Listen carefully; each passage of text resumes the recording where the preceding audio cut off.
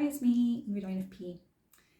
And I have a few things to complain about. First of all, the lights went out when I was in the shower right now, and all my electricity is down.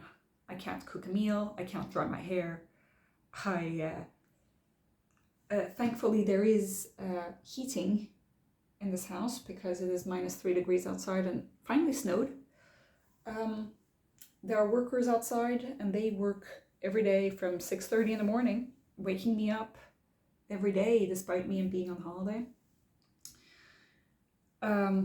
My fridge isn't working, so I'm a little bit worried because I was supposed to leave to go to Uppsala, to go to a light festival and meet up with my ENFJ friend. Unfortunately, I'm a little bit worried about the fridge not starting up again. Like, I don't need electricity when I'm gone, but I kind of need the fridge to work. Also, no Wi-Fi, no way for me to recharge my phone. So I'm going to migrate to the library as soon as my hair is semi-dry and that I can like kind of hide it in a bun or something. Yeah, so my holiday hasn't been exactly what I would call a success because of these outside things I can't control. But I have been able to read. I put my loop earplugs so that I don't hear the people outside. The work outside was supposed to be one day and ended up being like more than 2 weeks that these people are outside doing a bunch of things. And I can't leave my house. I can't, I basically have to, they basically have taken up half the street. So to get out of my house, I have to run into the street every morning, which is a dangerous piece of stress for me all the time. So yeah, the only thing I've been able to do consistently and well is I've also taken flu shots. So I took the influenza shot and I took the HPV shot because I got them for free and I thought, why not?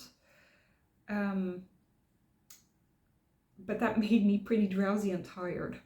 So I've been, I started 3 books and I haven't finished any of them. So let's go through those books. Here is Wuthering, the most well-known, I guess, by Brontë. I'm actually reading this through audiobook.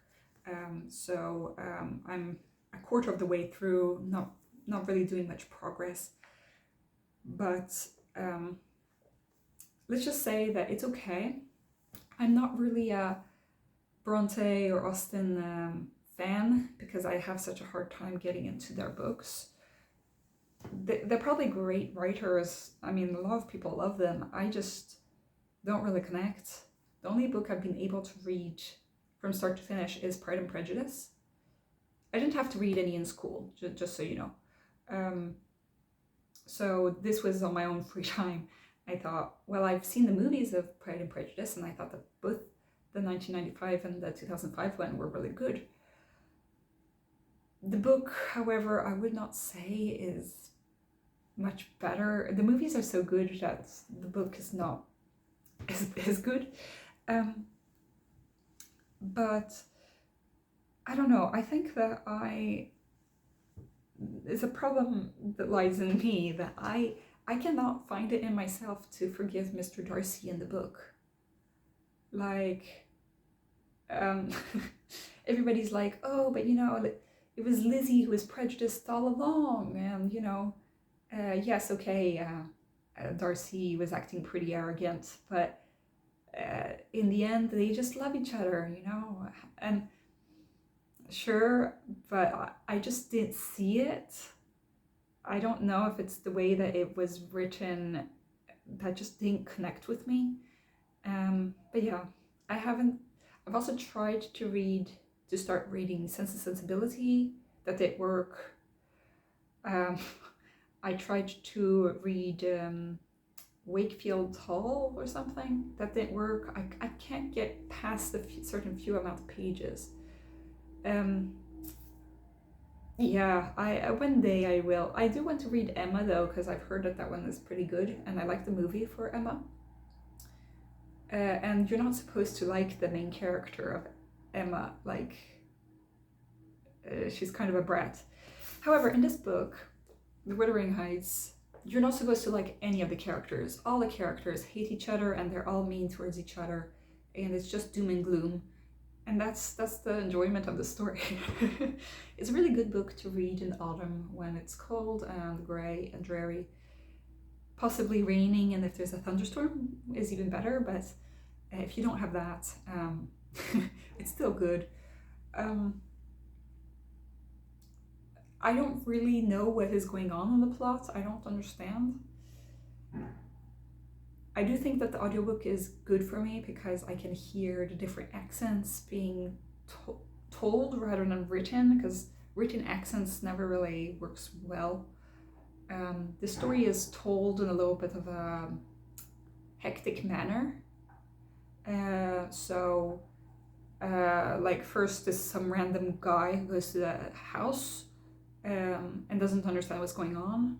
And next it's the housekeeper who talks about the past of Heathcliff and Catherine Earnshaw and all the rest.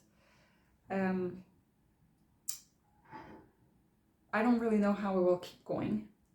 Apparently, like the second half is about like the children to the characters at the beginning. I'm not there yet. This is kind of difficult for me to get through, but I think that it is enjoyable in some weird way. Next, we've got a non-fiction book called The Idea of the Brain, a history by Matthew Cobbs. And it's non-fiction about, the idea of the brain. So metaphors that people have thought the brain of. So at first people thought that the heart was the seat of all thought and emotion, which makes sense because your heart beats faster when you feel things. And also people knew that the life essence was blood, so it makes sense. Nobody really knew what to think of the brain, and if you're queasy about medical experiments made on animals, don't read this book. Otherwise, I highly recommend it. I'm not saying I enjoy it, but that part. But it is how history of how we understood more and more about the brain was done through a bunch of experiments on a bunch of different animals. I will say it's really interesting how people would compare the brain to whatever technology was being available at that time. So to telegraph or the telephone, and then machines, and then computers. This book talks about scientists from many different fields, from biology to zoology to informatics and statisticians. So it talks about Alan Turing a bit, and the Turing machine and the Turing test. I'm only halfway through in this book, so I haven't read most of the present part and the future part, but most of the book is about the past. It's a history. It's very interesting how there was the materialist view and the more spiritual view of our thoughts, like just in the brain, just contained by electrical impulses. And before electrical impulses, people thought of like water currents being the brain, but we do think of electricity as a current. But then we realize, well, actually the brain is not really like machine, because it uses chemicals as well. And also, yes, there is action potential through the nerve that can be digital, kind of like 0-1, like a computer. But there are certain mechanisms that cannot be digitized. And the brain creates an experience, which, how can you quantify that? So I find this to be a really interesting book. I would put it 5 out of 5. With the caveat of, if you're, queasy about animal torture, just there'll be a lot of the parts that you'll have to skip. He doesn't go into gory detail, but it is a huge part of the of the field. So I would highly recommend this book. In the middle there are some pictures, and it talks, here's Mr. Kahal, who I like the way he's dressed.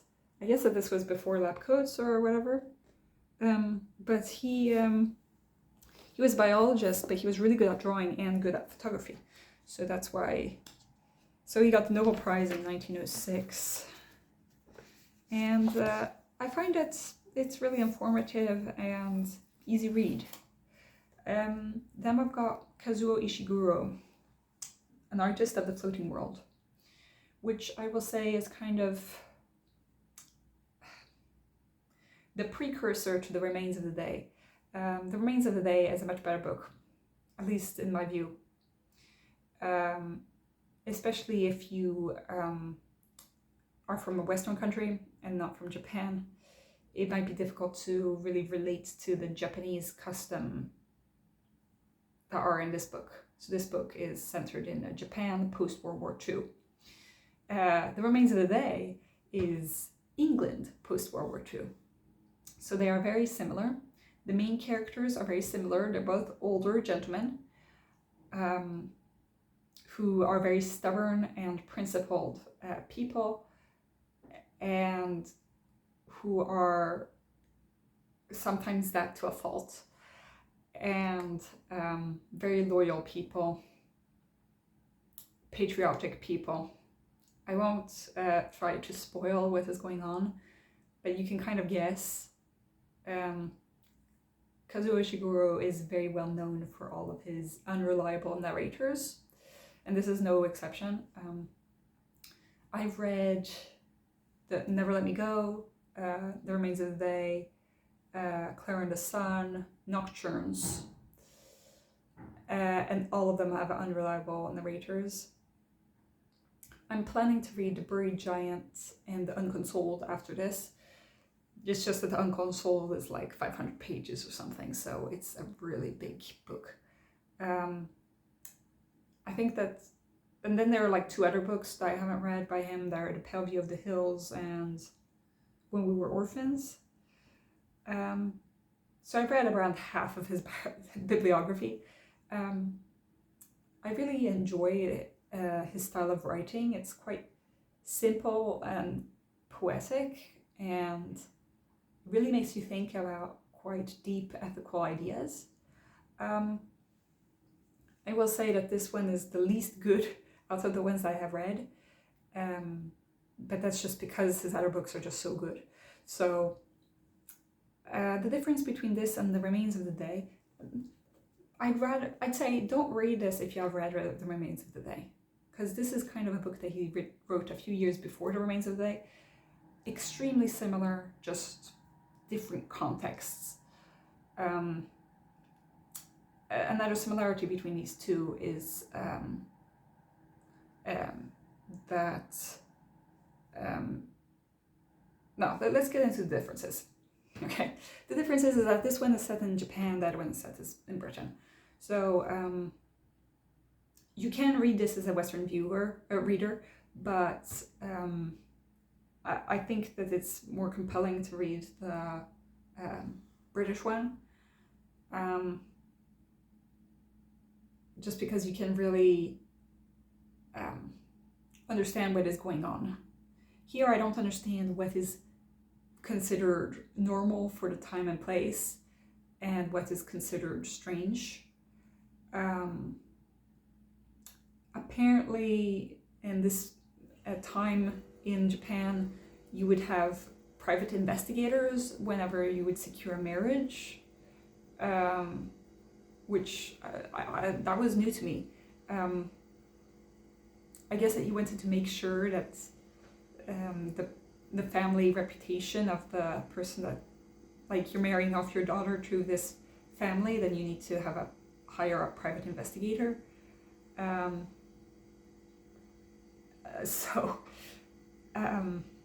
It's a bit confusing to me.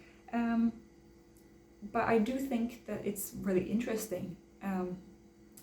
Another thing that's in this book that's not in The Remains of the Day is that the main character is an artist, or was an artist. So it talks about like, what is the purpose of art? Can art be good or bad? You know, that kind of thing. Well, The Remains of the Day is about the butler, so he's not about the arts at all, really. So I would say that, well, both of them deal about social class. The Remains of the Day talks a bit more about social class because we're talking about the butler, who is very aware of social class. The main character in this novel is aware of social class, but not to the extent they should be, maybe. Both of the books talk about old men who are gentlemen who are not really up to date with the times. And unfortunately, they're not very aware of this, and they just keep living their lives and not really much happens. That's why it's called The Remains of the Day. It's like, what do you do with your last time on Earth, you know? So, good book. Would have been better had I not read The Remains of the Day. I would have put this as a 4 out of 5 had I not read The Remains of the Day. Maybe even at a 4.5. But unfortunately, it only gets like a 3 or a 3.5. Because he's done better. He's done better since he wrote this book. Yeah, those were the books that I've been reading. I'm going to now just make sure that my hair dries properly and leave my house, because apparently the electricity seems to have gone on now again, because I see that my microwave is on. Thanks to this video, I've been able to wait for everything to start working again. Let's see if this lamp works. Oh yeah, it does. Good. Oh, great. So I can charge my phone and then leave. Okay then, have a great day everybody. Bye.